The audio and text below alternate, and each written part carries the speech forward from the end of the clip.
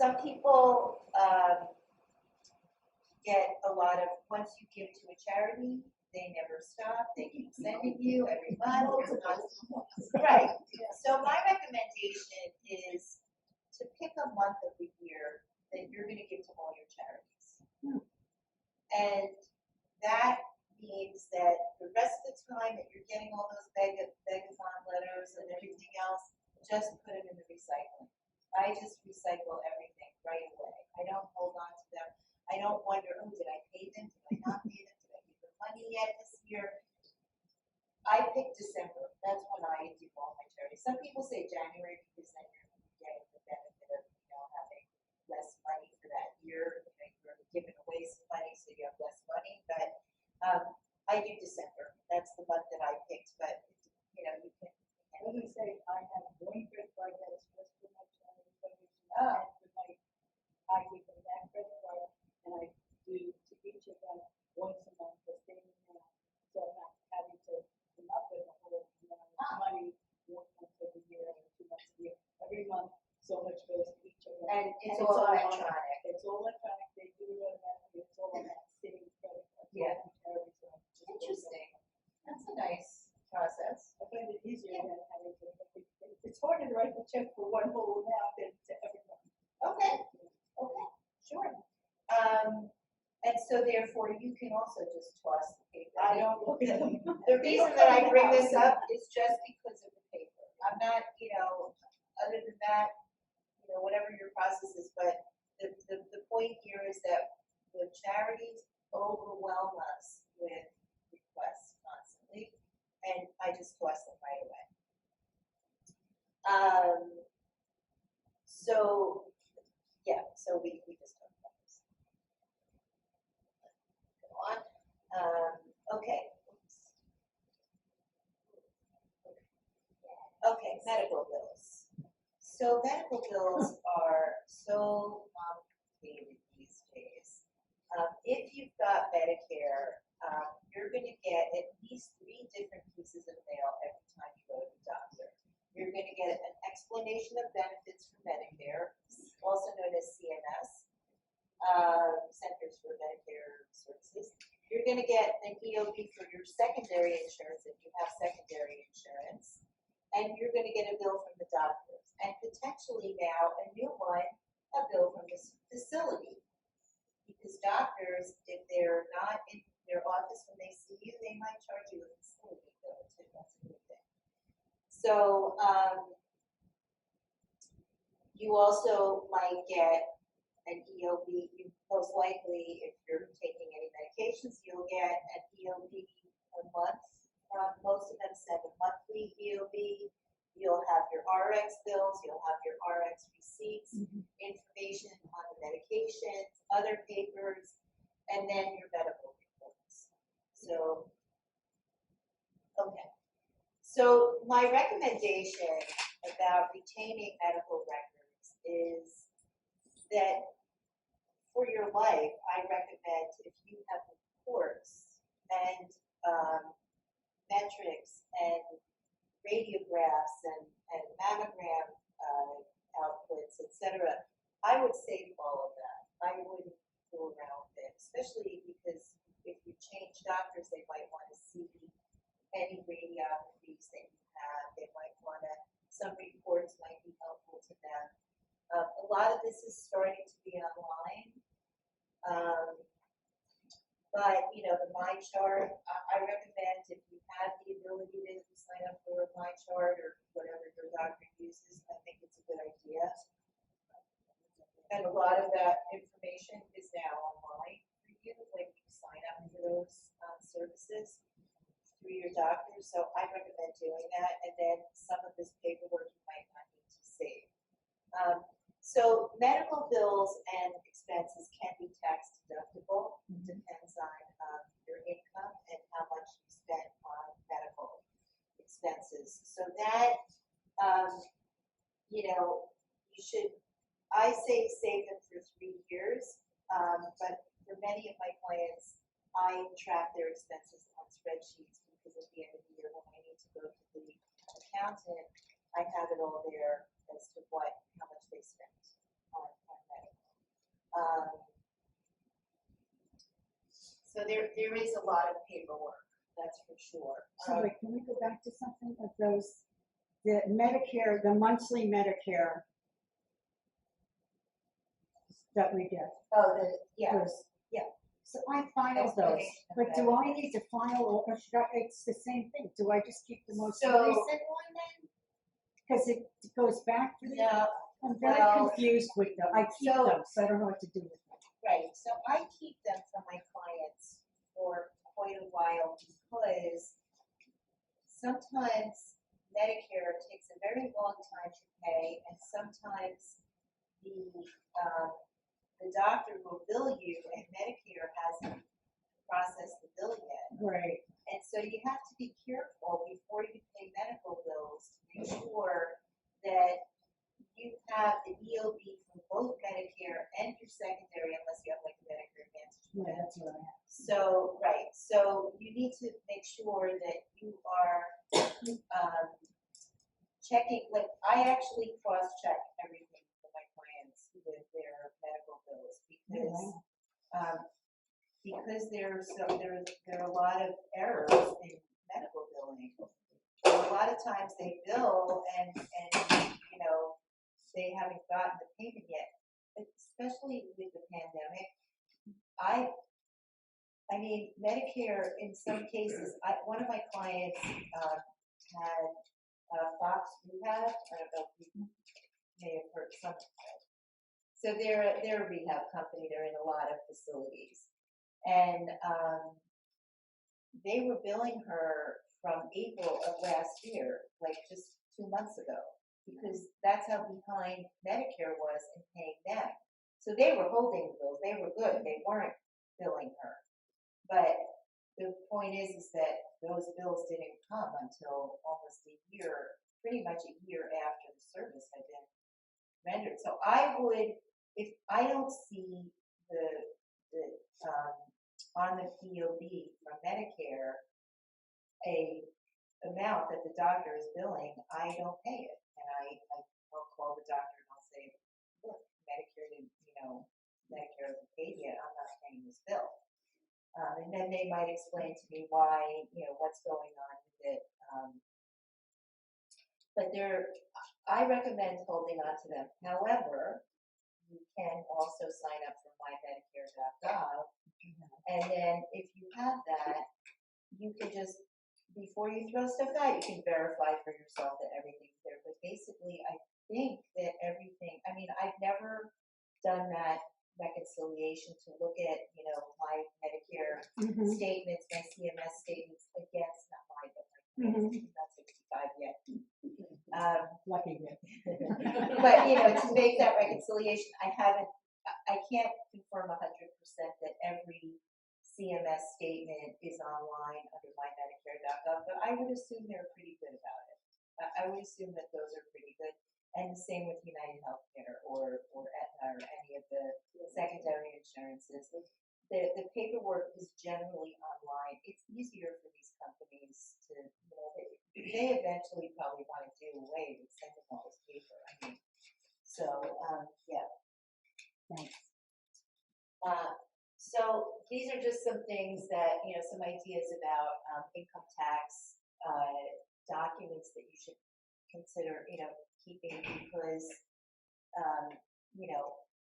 you need to be able to get to this information.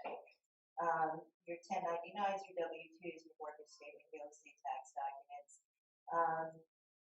This stands for, what I do is I typically make spreadsheets. I'm a big spreadsheet person. OOP means out of pocket. So people who, have over 2019 it was over 7.5% of your adjusted gross income. I'm not sure if that number is still true anymore, how much, what that percentage is, if they have changed a little bit.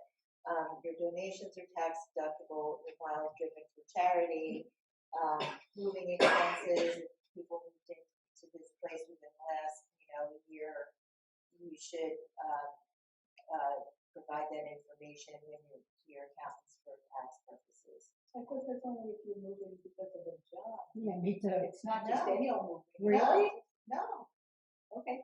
Good to know for future for me, actually. Maybe I'm wrong, but I'm pretty sure that is a deductible expense. It has been for. Same thing with education expenses, only if it's required for your promotion or your job requirement, it's not like a voluntary, Well, it used to be that. I know it used to Yeah. be that way. So They it sounds like tightened it up. they certainly could have changed it.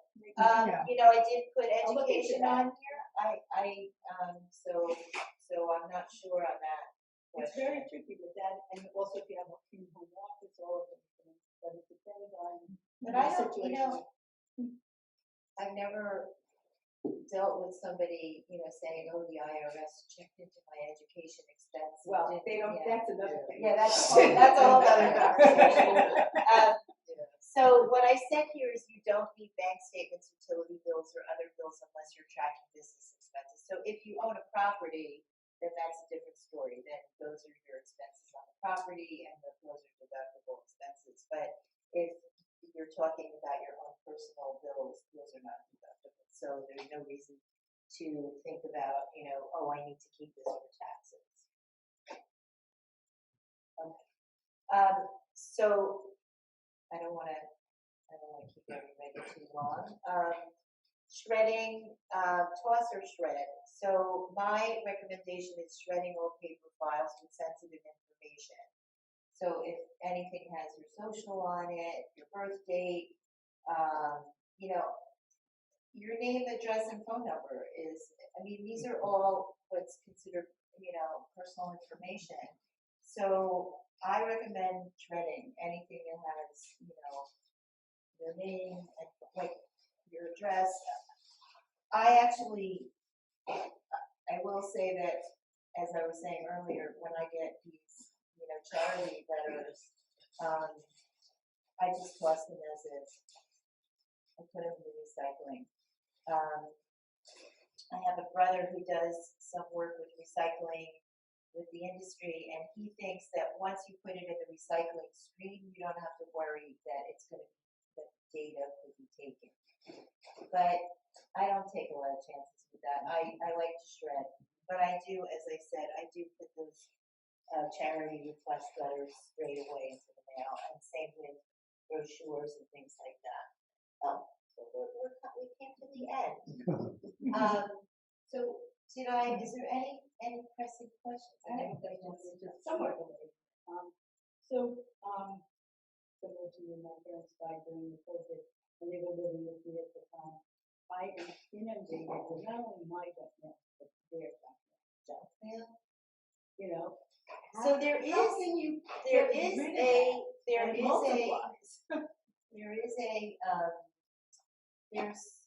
just like there's a registry for do not call. I don't know if everybody knows about the do not call. So I don't think it matters, they still do it. Yeah. It works for me. A little bit. A little bit. It's not perfect. You have to, what do you call it, re-register every year to catch the. Every year? Yeah, that's what they're saying Yeah, now. that's the Okay. problem. It used to be like every 3 Every years 3 or or 5 something. years. Yeah. The other thing is, I think there is a mail stream also that you might be able to stop. Can you tell the post office? Because I get mail addressed to my house Right. with all different people's names with my address, and I say, this is not my last name. This person never lived here. I don't know who this person is. They said it has your street address, your house It's address. getting delivered It's to going to you. be put in your mail. What I had happen, I was living with my cousin for a year before I moved here. So when I moved into the complex here, I did a change of address to me that I was moving from her house to here. I've gotten like 3 pieces of mail with their name on it at this address. And I did go to the post office here in Fairlawn and ask the guy, like, why is this happening? Right. Because I'm afraid that they picked up the wrong mailing address when I changed it. And I haven't been getting her bills or anything, so Right, it's just naturally junk, it's still right? on it. It's going nuts. He said because they snuck our addresses to mailing companies, and somehow they screwed it up. Yeah. And now I get their mail, their junk I have a mail. whole nother talk about fraud where I talk about, phone scams and, what's going on with that, and it's just crazy. But you think they would do not mail? I think there is a I do The too. junk mail, I junk think you mail could do that. registry. There is. I think there's a junk mail. There it's is, out of because control. I bought, when my mom died, I bought the house back for my family. And so I got all her, and it was the same thing, but I went to the post office, and a lot of times I did this, I put a line through her name and said deceased, and put it in the mailbox and gave it back to the mailman. Yeah, And it stopped. It took a year, but It it did, yeah. That's stopped. what I did, because I get my brother's. mail. Yeah, I See, just, I'm getting mail for, like I said, people who have never lived with me. and or that's the don't whole know point. I would just do it and toss it back. yeah, there's a lot. It's a lot, it takes a lot of time though. So this is I just, No, I did that. that's okay.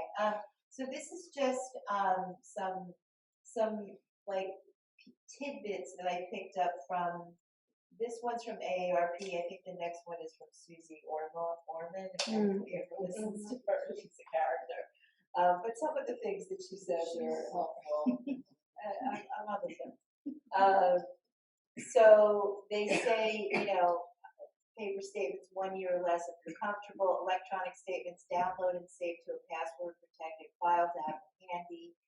I don't password protect my files. I just password protect my computer because it's always in my, and I don't have, well, now it's grandchildren running around, but they're not computer savvy yet. So I don't have to worry about them getting into my computer yet. Maybe at some point I will. But you can download any electronic statement. And then I said here, most banks have at least 2 years of archived data online. Canceled checks, once they're on the statement, you don't need a copy anymore. Most people don't get canceled. I don't think too many banks give We canceled don't checks give them anymore. No.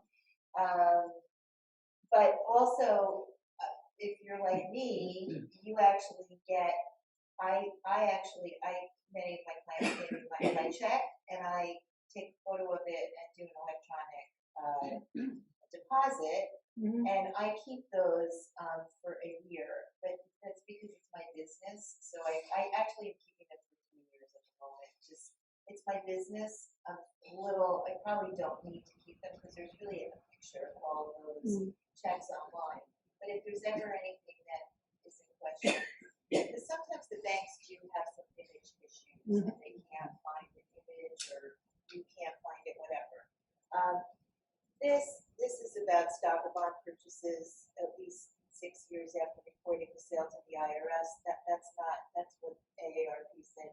This is pretty important. If people are running low on money and you're, of the age, where you think you probably will apply for Medicaid and be eligible at one point, you will need a 5-year look back. So that means that you need 60 months of statements for Medicaid. And until they change this policy, this is how it works today. If you think you might be going on Medicaid in the next 5 years, then start saving all of your statements. And they'll come in handy, when you have to do that application. This is also from AARP. They say for 3 years keep tax returns after the file date, except if you're self-employed or you have very complex tax returns, and then they say 6 years. But accountants will tell you keep it forever. So it has to be up to your They keep the tax things forever. 7 years, bye-bye. Good. It's, I say you snooze, you lose. You got 7 years and it's going in the garbage. Right, and this is if you're in your own home, keep your renovation and repair receipts for 7 years after selling in case you owe taxes on the sale. And then the next one is what Susie Orman says, and you guys can look this up yourselves about, she says dump ATM receipts, bank deposit receipts, credit card receipts once they're on the statement, bank statements, throw them out or toss after a year. They're available online, quarterly statements. So I don't get any statements. I am a paperless person, so I don't get any of this. But here's where this was. I wrote this presentation 2 years ago. It's possible that PSE&G has more than 15 months of past bills now. It's possible that that's old data. I should probably check that out and make sure to update that next time I do this presentation. So they say that you can request to see bills 24 months back. But what's online is just that. So that's it, everybody. Thank you. Thank you for Wow, listening. this I was hope great. it was helpful. I need a lot of cleanup to do. I thought I was pretty good, but this is really good. Oh, good. I'm so I glad. don't know when I'll have time to do it, but in the winter, like I'll go into the office for 2 days and do it. It was great. I actually have a quick question. Sure. So let's say you are somebody whose table looks like that or worse. Where would you say the first place to start is? Like if you're super overwhelmed and it's just like too much to do all these steps, what's the first place to start? So, Call a friend. Call friends. I mean, the most important thing is that, you know, it depends on what that clutter is. If the person has mail all over the place, then the first thing I would do is I would look and pull every bill out to make sure that I'm gonna pay every bill that we have before I start focusing on the clutter, other things that are cluttered. But bill paying, to me, is the most important task, because that's gonna cost you money if you don't pay your bills on time. So that's my priority. Where are the bills here? If it's a big massive stuff, then I'm gonna go through and, and pull those bills out first. Right. That's helpful. So just look for that first. Right. Yeah. Okay. That's my suggestion. Thank you. Thank you so much. Thank you. That was great.